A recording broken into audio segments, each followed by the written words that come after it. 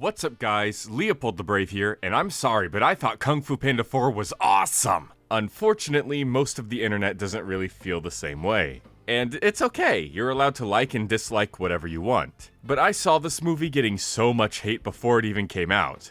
No Furious 5, Aquafina, and Poe having to give up his title. And I mean, there was a leaked test trailer back in 2022 that even had me a bit nervous. But I just kept telling myself to wait until the movie came out. And then it did, and I loved it. Sadly, by that point though, it seems everyone else had already made up their mind. I saw multiple posts about how Puss in Boots: The Last Wish must have just been a hidden gem, and that DreamWorks was still falling off with movies like Megamind 2 and Kung Fu Panda 4. Okay, 1, DreamWorks has always been this inconsistent. Shrek 2 and Shark Tale in the same year, Captain Underpants and Boss Baby in the same year. And 2, Kung Fu Panda 4 wasn't even out when people were making these posts. So I'm just going to give a quick rundown of how the movie went, and follow that up with a few more in-depth looks at certain characters, because that's what most people seem to have problems with, and sort of just defend its honor to prove that not only is it a good movie, but it's a worthy sequel to the Kung Fu Panda franchise. In fact, I don't even think it's the worst one either. I enjoyed it more than 3. Now, let's get started with the story. Firstly, I do want to point out some of the behind-the-scenes stuff that happened. The way that the co-director Stephanie Stein was treated. She honestly had some really good ideas for the movie, but unfortunately her ideas, as well as her, were shoved aside as she was treated like a nobody in favor of the other director, Mike Mitchell. A guy who has a very, quote-unquote, impressive resume of animated films. Like Trolls, SpongeBob Sponge Out of Water, and Alvin and the Chipmunks Chipwrecked. Seeing he was in charge of this movie gave me a lot more worries than that awful leaked trailer ever did. But though it's true we could have gotten a much better movie, we also could have gotten a much worse movie. Did you know they were considering having live action elements in there somehow? Or that Poe was gonna be stuck in a box for 20 minutes of the movie? Look, Mike Mitchell, if you're watching this, I'm defending your movie, so listen to me when I say, stick to the jokes, pal. Let someone else handle the story and emotional core. But in the end, since Mike didn't get to completely have his way, I still think the movie was able to end up good enough. Anyways, the story of Kung Fu Panda 4 revolves around Poe, as he must choose his next successor to be the Dragon Warrior, giving up his own title to ascend to spiritual leader of the Valley of Peace. But Poe isn't quite ready for that promotion, and takes on a new adventure to avoid that responsibility for now. Funnily enough though, this new adventure is where he discovers who he believes should be the next Dragon Warrior. You know, as Master Oogway said, "One often meets his destiny on the road he takes to avoid it." And that's why I think this movie is so neat. It does still have some very high energy and some jokes that try a bit too hard like the third movie, but it also has some subtleties, motifs, and hidden meanings that the first 2 movies had. If I had to rank the Kung Fu Panda movies, I would put it in 3rd place, with Kung Fu Panda 3 in 4th. Now, let's dive into some characters and combat some criticism. I know it feels weird to start with the villain instead of Poe, but the chameleon is one of the biggest points of criticisms in this entire movie, especially in regards to her backstory.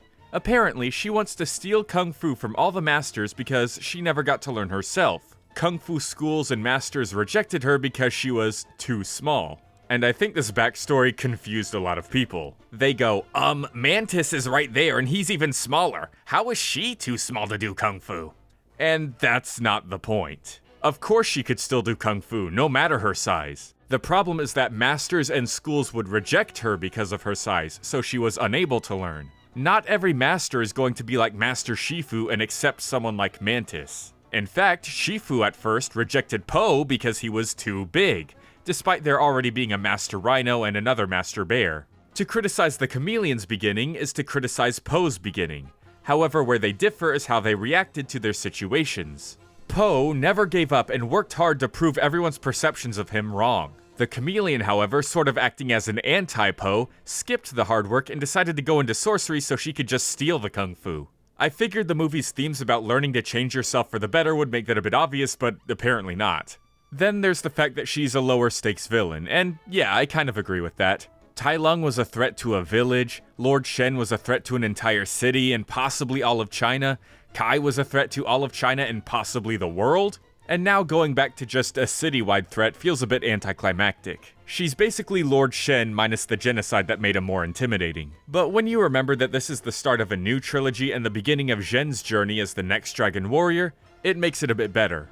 Plus, the Chameleon also has the best final battle of the series in my opinion. Tai Lung kind of used all his best material against Shifu, Lord Shen used weapons the entire time, and Kai was just a lot of explosions and beams and blasts, full on anime. But in Kung Fu Panda 4, we finally got to see a ton of Kung Fu in the final battle. So I believe that with her cooler than people think anti-Po backstory, her being a bit more entertaining once she actually meets Po, and having one of the best final battles in the series, I think the Chameleon is a pretty good villain for the series, even if she's not very high stakes.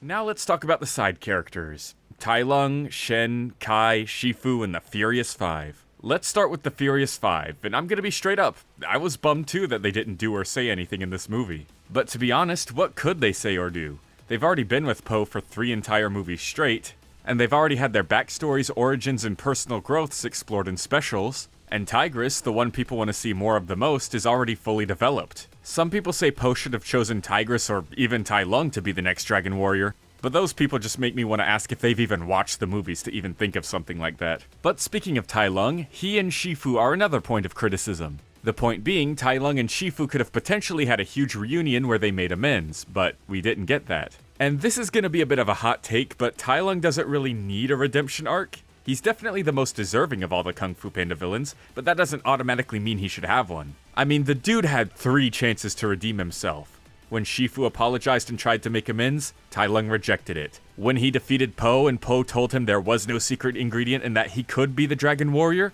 he still rejected it. And then when Po defeated him, he still kept going. Tai Lung only redeeming himself now when he's dead and can't do any more harm anyways would be pretty lame. He should be willing and want to change, not because he has no other option.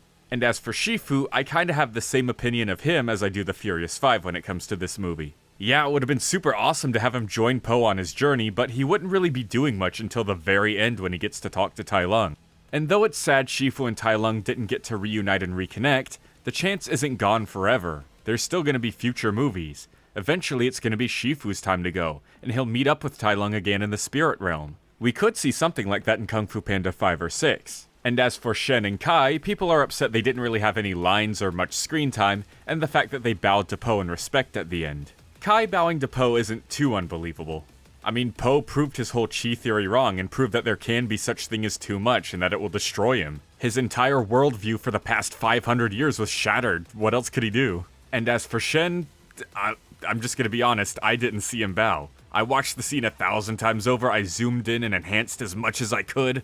I did not see that peacock move a muscle. But yeah, it does suck that we didn't get to see everything we wanted from every single character crammed into this 90-minute movie, but some of it's for the better, some of it can be saved for a later movie, and some of it just doesn't need to happen anyways, like Tai Lung or Tigress being the next Dragon Warrior. That's just fanfiction-y. Then finally we come to Po and ZHEN, and there's not much criticism for ZHEN. People seem to like her for the most part. It's just the fact that she's voiced by Awkwafina, which is understandable. Not the most talented actress around, but it was one of her better roles. Her performance was a lot more subtle and she wasn't trying too hard to be quirky aside from the skablam line. She's just very monotone and not very expressive at all when it comes to the more serious and emotional scenes. And Po didn't get much criticism either. People were just saying he didn't feel like he developed very much into the spiritual leader that he's supposed to become. But I disagree with that. Yeah, there are times where he's just spouting goofy nonsense, trying way too hard to be wise. But when he's not trying, and he's just talking to and inspiring ZHEN like the teacher he is, he says some pretty wise stuff and does a pretty good job. It's like the first Kung Fu Panda, where he focuses too hard and stinks, but then lets go and decides to just be himself, and then he's really good. It's basically his first movie as a full-on teacher, where Kung Fu Panda 1 was his first movie as a student. I think Po was great. In conclusion, I think Kung Fu Panda 4 is a very good movie.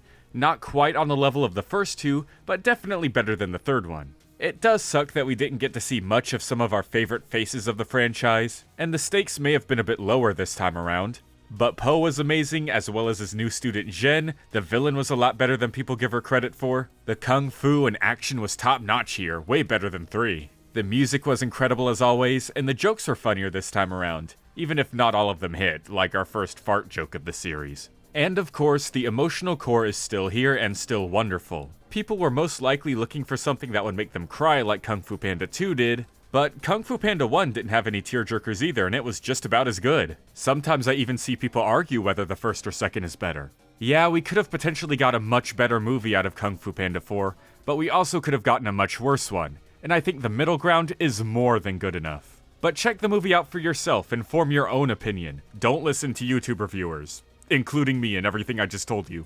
And when you're done, let me know what you guys think. Leave your opinions in the comment section below, and I'll see you guys next time. Leopold the Brave, out.